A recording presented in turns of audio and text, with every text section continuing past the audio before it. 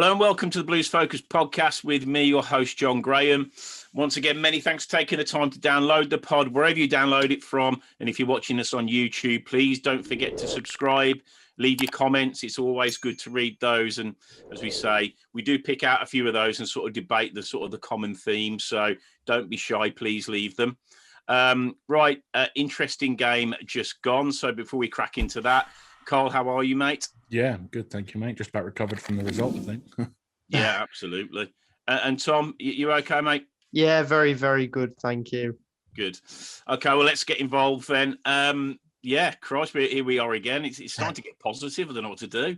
I think lots to talk about from the game, and not sort of breaking from convention. I think it is just beyond I couldn't believe what I was seeing on Friday. So I'm not gonna kick off. Tom, I'm going to open up with you. Thoughts on the team selection, and I think some of the dream picks from the last pod would happen. So maybe that's a fucking theme now. We just go with our dream picks and in they go. I was gonna say, it was crazy when I was looking at the lineup. I thought, "Fuck, he's gone and listened to our podcast before we've even released it." Yeah. No, it was really, really good. I did say that I wouldn't be surprised if we saw one of those under 23 game lads in there, because it does send that message to the squad that there's a chance you'll get to prove yourself and you'll get into the squad. But also, there had to be some rotation, because we might get predictable, but I also think a few lads need a little bit of a break. But obviously, we've just had the 2-week break anyway.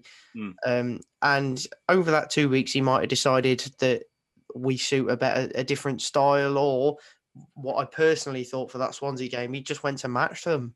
I think he just literally set up to match them and not hold back. I think we looked to kind of pounce at the right points. And obviously we'll talk about how he played later on, but the lineup definitely gave we just kind of wanted to match what they were trying to do, but also just kind of, I don't know, make it uncomfortable for them. And it was a bit of a different lineup. Obviously Sunjic came back in, which I was a bit meh on, because I do like the Harper Gardner partnership.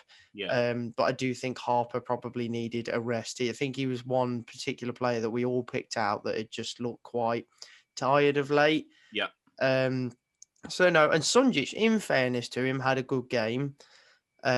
Seddon, first half, definitely had a good game, but he got a bit wild. But overall, no, I was really happy with the lineup, particularly to see Steve Seddon. I think that one excited me the most. But no, it wasn't bad. I always dread 5 at the back, but if he wants to try it, then fair enough.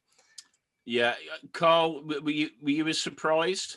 Yeah, massive. I think it caught us all out. I don't think there's a Blues fan on this earth that will hold their hands up and say they expected that lineup.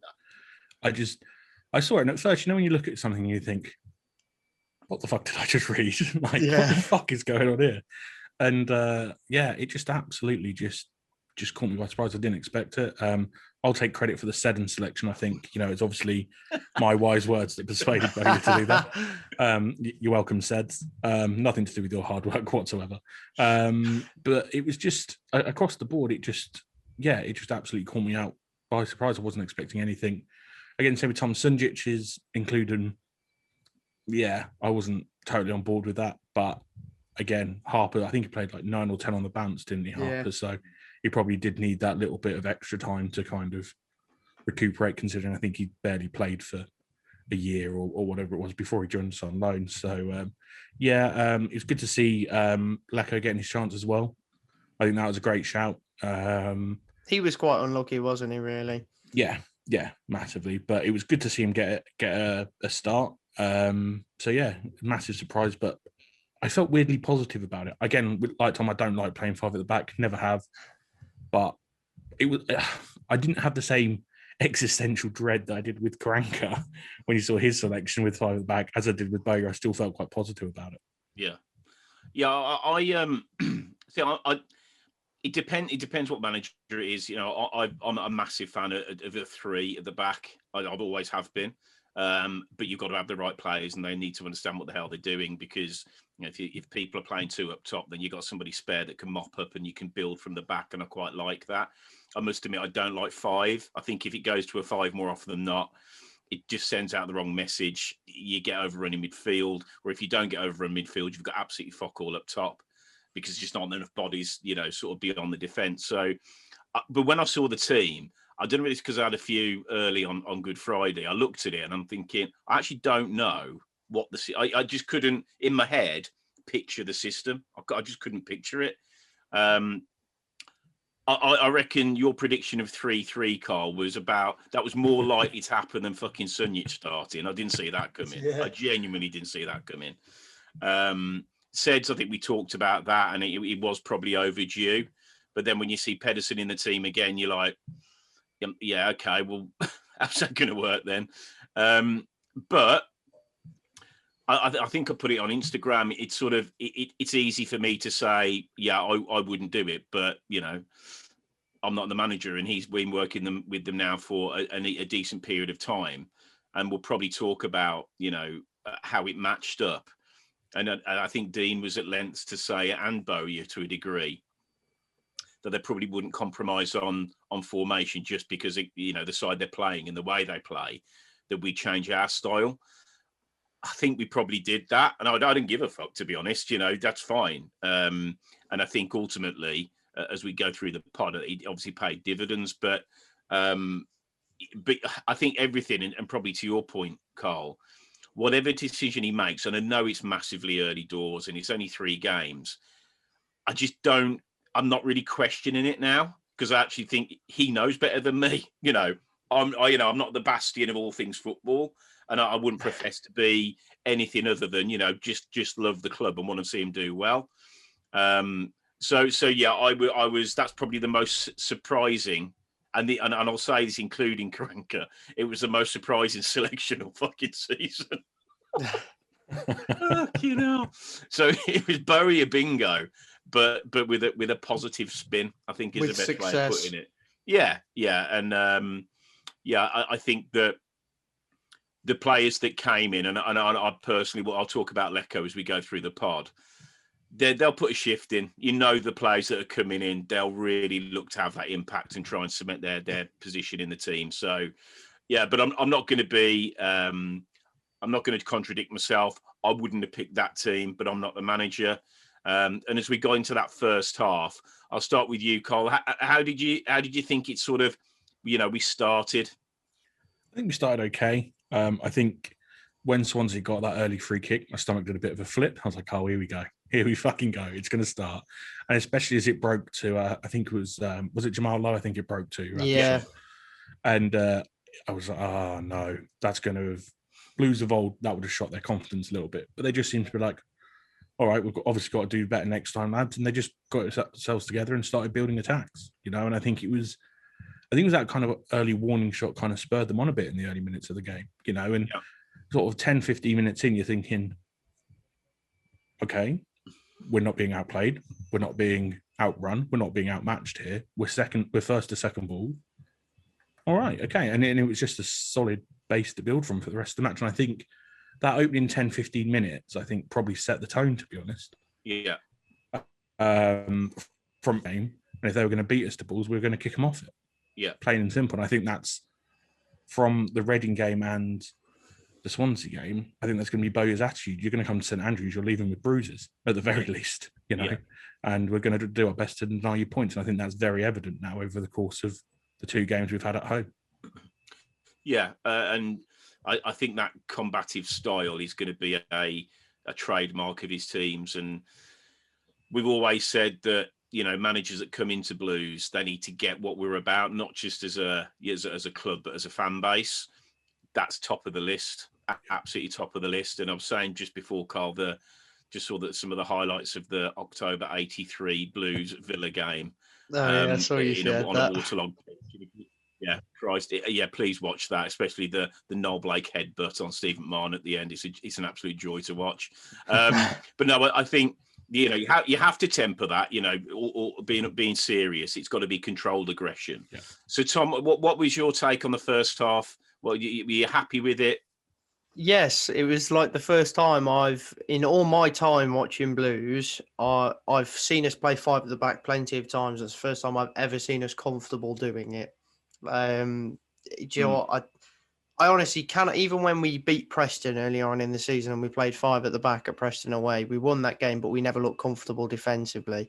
That was genuinely the first game where we played 5 at the back, and I just thought we were solid. Like, they weren't doing anything. I thought, the Jamal Lowe set piece, it was a little bit scary, but I feel like it was a save Etheridge should make, and he did well to make it. But after that, they didn't fucking do anything. Like, we contained them, we matched them, and if not, bettered them. And obviously, we get the penalty. And Lico, I thought his work rate was fantastic, by the way, throughout. I was quite upset. Absolutely. I was quite upset, actually, that he didn't get a goal, because you can see on his face how frustrated he is that he's not got a goal yet. Like, when he was subbed off, you could just see how frustrated he is from his body language.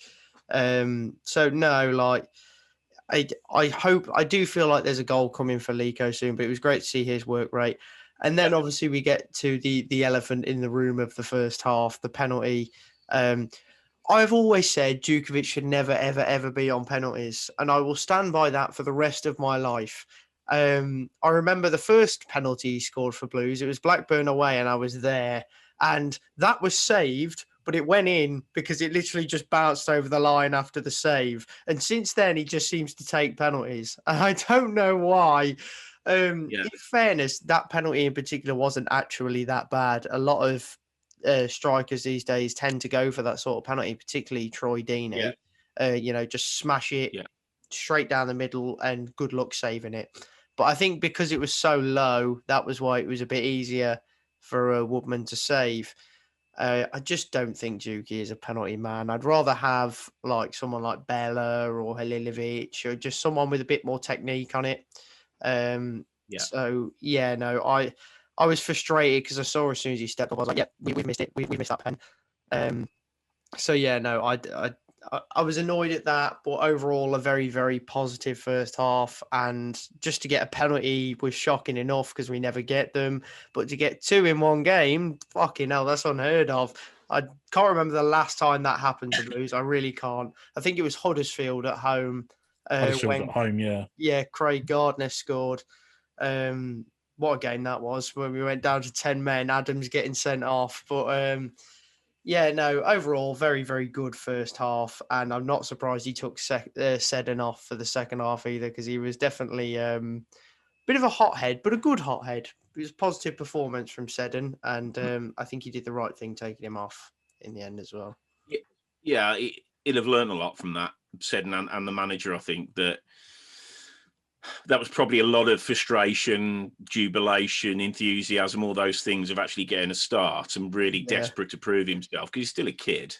And I think he probably appreciates that he's got a manager that's a bit blood and thunder, and he just tipped over a little bit, but he'll be better for the experience. There's no two ways about that. And I think you've got a fantastic old pro in Friend that can marshal him, I think, just to hopefully put his arm around him and say, look, you've got a long career. You need a little bit more discipline, because as much as I sort of say, I was joking about, Noel Blake and some of the sides and Pat Van den Houwen and some nutters, Julian Dix, keep going. There's tons of them. You need to stay on the pitch. You need to stay on the pitch. And, we wouldn't have been thanking him today if we'd have gone down 1-0 and he'd have put a two-footer in on the hour and we'd have lost the game. So, but I think his inclusion, he deserves it. I think there's a lot more positives than negatives from his performance. I'll get the same feeling about Lecco that I had about Hogan after he played Man City, where there just seems to be a complete switch. He's completely changed. His demeanor's changed. His body language has changed. I still think at times his touch isn't ideal. I'm not going to be overly gushing, but I do think he looks a hell of a lot more interested. And I think that sort of position with, if Hogan wasn't going to play, that position with Djukovic, it was always going to be him, I think, or maybe McGree. He's got the nod. I don't think he's done himself any harm, if I'm being honest. But obviously Hogan's come on and done what he's done. So who knows what's going to happen in the next game. And I just think, I was saying to Carl a bit before we came on, that's as competent a defensive display that I can remember. And it's bizarre to say that because, we probably haven't really got a right to I thought first 10 minutes were a little bit, I wasn't convinced. I think he took a bit of bedding in. But we definitely grew into that first half. But, 20, 25 minutes gone, they looked clueless. They didn't look like devoid of ideas.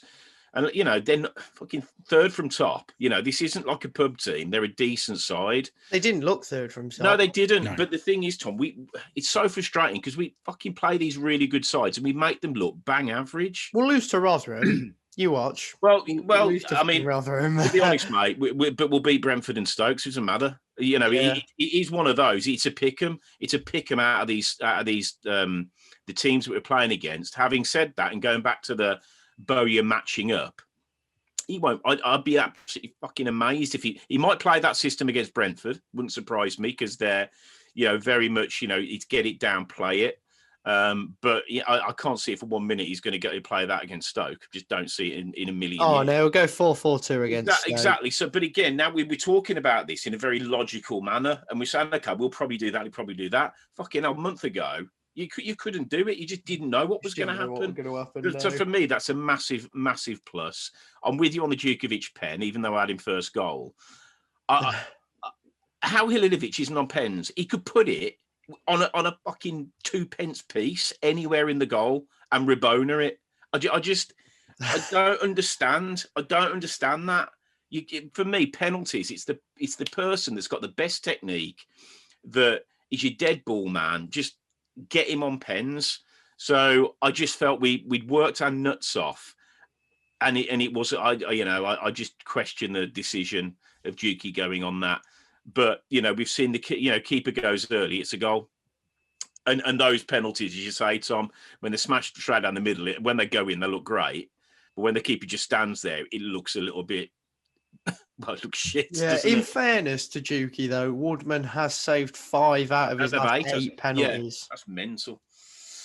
So that end of the first half, probably a bit mixed feelings from my point of view. I thought we started off a little bit shaky, and then I think we were the better side. So we go in 0-0. Then we get into second half. Tom, how do you think the second half played out? I don't think it could have gone any better, to be honest. It was, we were still on top. I think there was a very, very brief kind of 5-10 minute phase past the hour mark where we looked a bit tired, kind of sat back a little bit, let Swansea try and create something, but they just couldn't. I think we kind of sat back well for a bit, recovered, and they just couldn't cause any problems because we closed all the gaps. Then obviously we get back into the game again, start taking it to them. And I think we need to definitely touch on the substitutes, because 10 minutes to go, 0-0, brings on 2 strikers. You don't see Karanka do that. We bring on whatever defenders we have on the bench. You bring them all on. But no, he brought on 2 strikers, and that livened us up. We were being a bit more lively again. Also brought on Harper, which, freshened up the midfield a little bit, which was good. And overall, I was just quite happy. I was glad to see Friend obviously back in the action as well, because we all know how good George Friend can be on his day, and especially at centre-half this season. So, nice to see him back involved, because I do think he could have a part to play towards the end of the season. And then we finally got a kind of a stroke of luck really towards the end. A lot of people have messaged me saying it's not a pen, right? But for me, it's soft, but it's a penalty in this modern day. 20 years ago, it's not a pen. Now it's a pen. So he does clip him, and Sunjic does go down, and it wasn't intentional for sure. It wasn't intentional. He slipped over. But that's the slice of luck we've been missing all season. Yeah. So am I going to complain? Fuck no. I'm delighted. I am over the moon. And then I was just like, right, who's stepping up for it then? And obviously listening to Dean's interview, Cosgrove really wanted it because he was like, that's all I ever did in Scotland, penalties. Yeah. But Hogan was confident he could take it. Now, the last time Hogan took a pen was against Bournemouth, and that didn't go too well. And Hogan's confidence hasn't been fantastic this season, really, has it? It's been very up and down. So I was like, please don't balls this up. And what a fantastic penalty it was, really.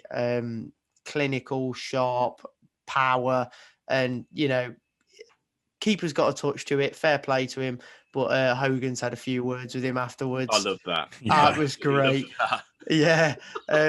Which was good to see. It was just kind of rubbing it in it a bit. So that was nice. And the relief you could see on Dukey when that penalty went in. Celebration was great because I don't think he'd have slept that night, let's be honest. No. Great penalty. And I think it was a deserved win. If anyone deserved to win that game, it was Blues by a country mile. You would not have thought that we were the side in the relegation battle throughout that game ever, because I don't think Swansea ever really caused us a problem other than maybe the Yandanda free kick in the second half, which was a good save from Etheridge because he could have easily gone the way he was going, but he managed to just switch his motion quickly and get down to the strike. So for me, if Lee Camp was in goal for that, I think we concede, because that was the sort of I feel like the sort of issue Lee Camp would have, because he wouldn't be able to react quick enough to something like that, because if he's going one way, he's going one way. So no, good save from Etheridge, and overall just a fantastic accomplished second half, as good as the first, I'd say. But this time we got the goal. Two penalties in one game is crazy enough, but no, great performance from the boys. Yeah. And Carl, you mentioned earlier just about maybe you've seen something in the second half performances under Bowie around sort of maybe allowing them to come on a little bit, and then so do you want to sort of elaborate on that a little bit more? Yeah, I mean, it's mainly, I think, we'll take the Watford game out, but certainly the two home games. The first sort of 15, 20 maybe, it seems that Bowie's quite happy to let them do what they want with it almost, but contain them, which is what I think we were doing, and in past games, we were letting teams have possession, sitting deeper and deeper and deeper because they were bossing the game. And I think this one, it's purely game management and trying to, because I think for 45 minutes, we are at teams at the moment, certainly at home. We were full on against Reading, we were full on against Swansea. And I think he just uses that first kind of, let's say, sort of 10, 15, 20 minutes to just buffer it, keep them at an arm's length, but conserve a bit of energy to start pushing on. And like Tom said, we slowly then started to regain possession of the ball. We started playing. Substitutes were kind of thrown into the mix as well. And we started building and building and building again. So I think, for me, it seems that's the way that Bowyer wants to play, which is fine as long as it works, of course. Suits us to the ground. Yeah. And it just, we were still, all Sky Sports were going on about how great their widening were, how much of a threat they were, how difficult we were going to have time against them, kind of thing, And what did they do the entire game? Do you know what I mean? We managed them, absolutely managed them, and I think that's what Bowyer wants to do. He's happy to let teams have it, but we need to maintain, and they've said it in interviews, we need to maintain our shape, we need to maintain our composure, know our jobs, and I think that's what they do, and they just cut off the supply lines. They stop people from playing through them, which, 3-4 weeks ago would not have happened, quite simply. They would have torn us apart. Yeah, and you know what? I think that if I don't know whether I've put on the Blues fan, I've got a chip on my shoulder, but Sky, it's just relentless. It's relentless. Give us some fucking credit. Anything. If Don Goodman isn't there, somebody else is there to really chip away. It's fucking boring. But yeah, again, we don't, and I'm quite happy that we, I think as fans, we can look at that game and say, we absolutely earned the right for that result. It came down to a really good solid base, good shape, well drilled, thankfully good manager, good coaching. So all the things that have been crying out for, I think, came to fruition in that game. And I did say on the last pod that I just hope that they would really focus on those two elements of really, really tight at the back, dead balls, just be well drilled, just do it and do it and do it and keep doing it. And I absolutely think it paid dividends, clean sheet against top three, fairly free scoring team, certainly towards maybe the start of the season more so than recently. But, that is such a solid base to build from. I think Hogan scoring the pen will do him the world of good. I know it's a pen, but it's in the circumstances. It's the points. He's come on a sub. He didn't go for the shithouse move and try and drill it down the middle. He went side netting. So I was really pleased for him. It's a starting point. Of course it is. And, that's what he'll remember from that game, and we're going into a run of games now where, and the other thing I think is worth mentioning about Bowyer, we've seen Terrell, we've seen San Jose, we've seen Lecco, we've seen Seddon, we've seen these players that have been on the periphery for quite a lot. He's only had 3 games and they've all got game time. He's having a look at all of them. He's put Sunjic in. He's seen Harper. There's a lot to be said. There's not really many players now that, that haven't had a bit of game time. So I think it's testament to him to, he's not just paying lip service to say, well, everybody's got a chance. Everybody's had a chance. Everybody's been given some time. And I think that will pay dividends when he does change it up, when he goes to a 4-4-2. Who can I rely on? Does Seddon go left back? Probably not. You just I know it's only one performance, but you've got to go with committed. What do I know is going to work? And I think he's seen a lot. I mean, I never thought we'd see Terrell again. I was so happy to see him. Yeah, he's just a bit of a Rolls Royce of a footballer. He's just one of those players that he'll do absolutely nothing for 10, 15 minutes, and then he'll do some fantastic link-up play, great vision, get a shot off. And we were talking again about those shots from range. He's probably one of 5 or 6 that have got it in their locker to score from outside the box. And I think he did strike a volley, but he was unlucky. Yeah, absolutely. And I think that as much as we've been gushing about Bella and Sanchez, and rightly so, because they were standout, but they were standout in a shit team. And I think now we've got a little bit more, a few more options going forward, a bit more creativity. So, I think, it's, if you train well or you play well when you give them the chance, then you're gonna play in the game. So, I mean, it was again a bit like Reading, just a huge 3 points. Some of the results went for us, some of them didn't. But at the end of the day, to get 6 points out of 9 when it could have been, I think the 3 of us, if we would have said 3 points, that would have probably been the max. Yeah. Well, if we'd have got 3, we are, right, we're in it anyway, but we're banging it there. So I just, at the moment, I don't really see any major negatives. I know, I'll go back to the defence. Fair play to Harley Dean. I was going to say, how do you feel that your best mate's our best player at the moment? Mate, I hope he's the best player for the next fucking 3 seasons.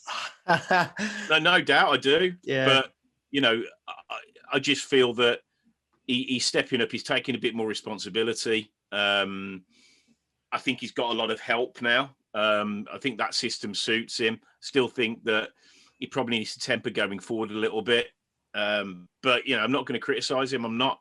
That's a clean sheet. And if we can keep 7 more of those, then we ain't got a problem, have we? So, yeah, I think there's lots and lots of positives. Another tough game coming up.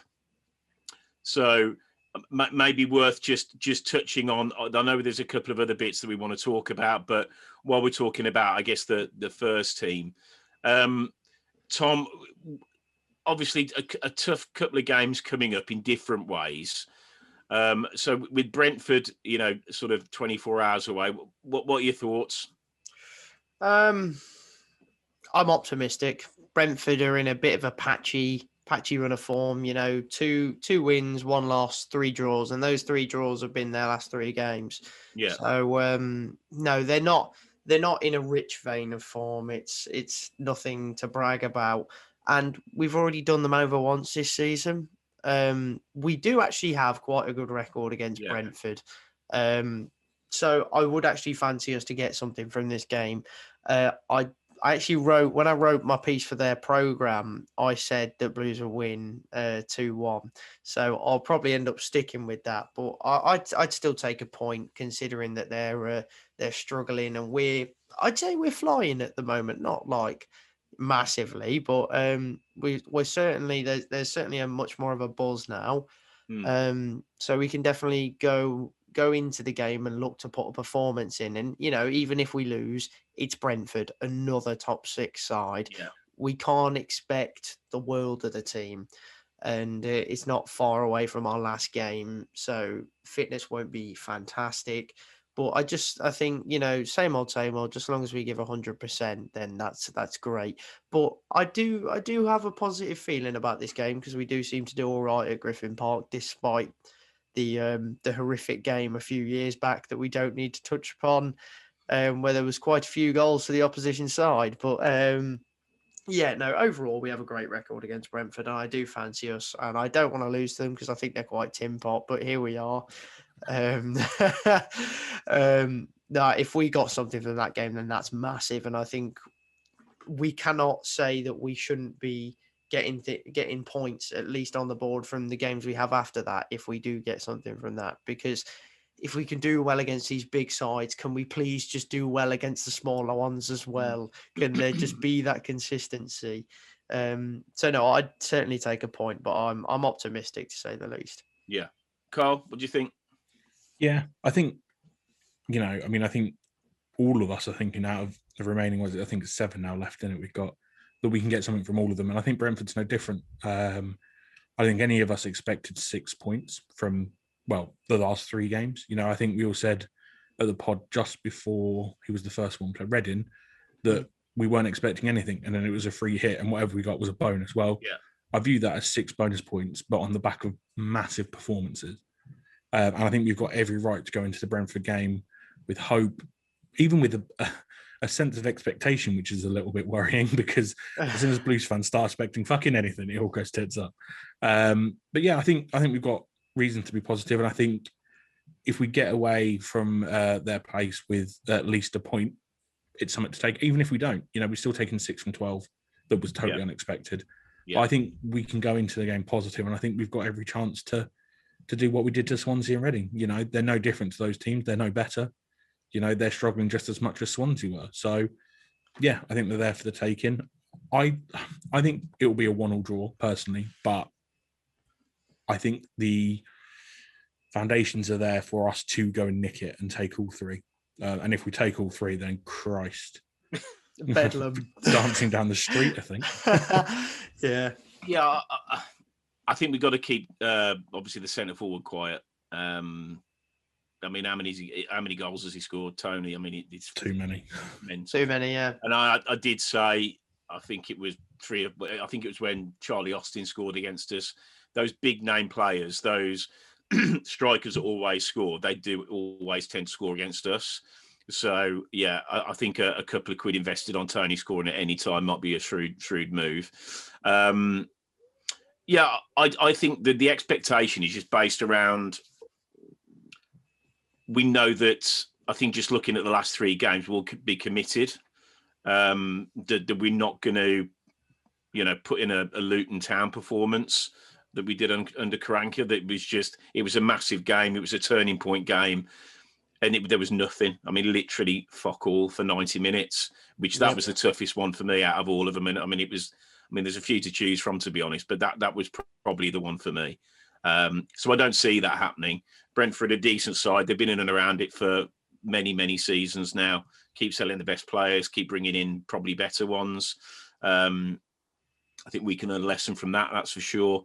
But I just take a clean sheet again. I think if we can get into the mindset of clean sheets, I said it on the last one, I'd take a 0-0. I'd be happy with 0-0. Because again, that just gives us that real belief that we're keeping out bloody good sides that have got a lot of attacking threat. So hopefully when we go into the sort of the Rotherham and the derbies, that we know we've got a solid foundation. But yeah, I think you'll go with the same mindset of, we've got enough midfielders. If you want to play through us, we're just going to be all over you. So you do that for the first 10 minutes. You'll get absolutely nowhere. And then they'll be resorted to long balls. And okay, they've got a decent centre forward, but our defence have got a lot of confidence going into the game. So I think we'll probably nullify them. If we're on our mettle and we play like we did in the last game, I think it's just a very, very similar. It's a pick 'em. It could be 0-0. It could be 1-0 either way. It would be a shame not to have, I know he's stating the obvious, a point, just keep that meter running, keep it ticking over. Another point close to 50 points, which I think is what we're going to need. And just keep chipping away game by game. But no, it's certainly not going to be easy. It's a beautiful stadium, big pitch, which I think will suit us. I don't think he'll play the same. I think he'll play the same formation. Whether he plays the same 11, I don't think he will. I'd be a massive fan of Cosgrove coming in for Djukovic, only because I think we need to see it, and I think Djukovic is going to be maybe a bit more of an asset against Stoke. Yeah. I think it's a free roll with Cosgrove. Why not? It's not gonna cost us anything. We haven't seen enough of him, have we? Really? He's not had any real game time. Like last 10, last 5, and we spent sort of 2-3 million on him or whatever it was. We've got to see him. He's got to bring something to the party. Yeah. At the end of the day, and I think even if he's just given the first 45, 50, 60 minutes, he's got to be given that chance. Hogan took his chance. Lecco's taken his chance. Now it's Cosgrove's turn to step up and take it. Definitely, and it's just whether you say. I think if you played Cosgrove up there, I'd probably want Hogan with him, just to have that bit of experience with him, get him through the game. I think if you got Lecco with him, it will be a little bit disjointed. And that's not to say I thought Lecco had a decent game, but I think if Cosgrove comes in, then I think Hogan plays. But having said that, I think I think Hogan plays anyway. Yeah, I think Hogan will play.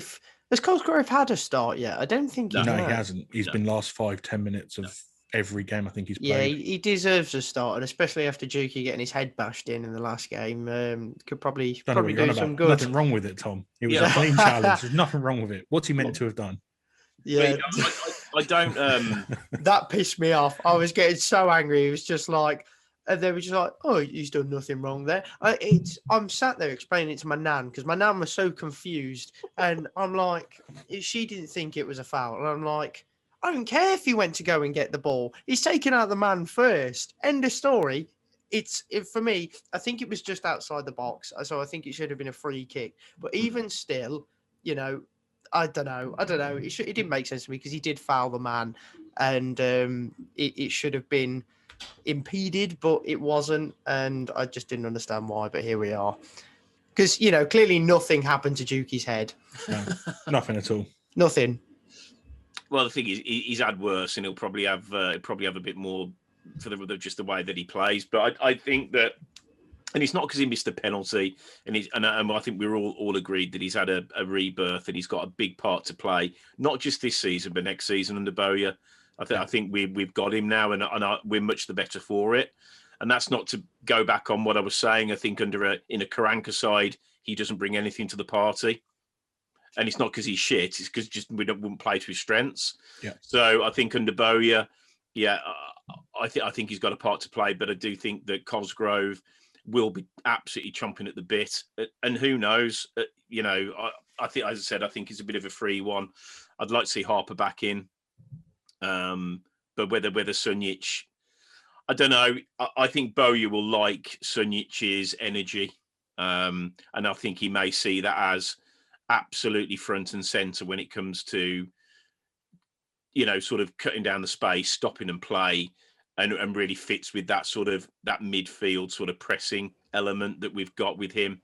So, but again, a little bit like Friday, I'm not really asked what side he picks. I'm quite confident that they'll know what jobs they're meant to be doing, and if the game plan comes off, then we've got a hell of a chance of getting a result. But I think for me, we're going to struggle to keep them out. I think 1-1. I think 1-1 would be there or thereabouts. But I think either way, by the odd goal is possible. Wouldn't surprise me if we win. Wouldn't surprise me at all. But yeah, I am worried about the lad that's got more goals. I think the Blues have scored all season. I think is the stat. So that's a worry. Let's sort of wrap it up there. I think predictions wise. Just as we finish on that, I'm just, as I said, just to confirm that, I'm going to go 1 apiece. Tom, are you staying with your 2-1? 2-1, and Terrell and Hogan will bag. Interesting. And Carl? Yeah, I'm gonna agree with you, John. I think 1-1. I think Cosgrove's going to get his first goal for Blues. Fabulous. Let's hope so. Dream pick. Yeah, a dream pick. Christ, fucking, you heard it here first. That's a nap on anybody's fucking betting. Right, straight on Sky Bet. Absolutely. So, Carl, thanks a lot, mate. And we will speak after the game. Yes. See you soon, lads. Cheers, mate. And Tom, top stuff as ever. Cheers. Thanks a lot. Right then, that's it. Only sort of 24 hours away from the next game. Fingers crossed, same sort of performance, and hopefully, if not 1 point, then can we dare to dream for another 3? But I think we can all say that we expect a performance because that's what they've been doing ever since Lee came in. So more of that.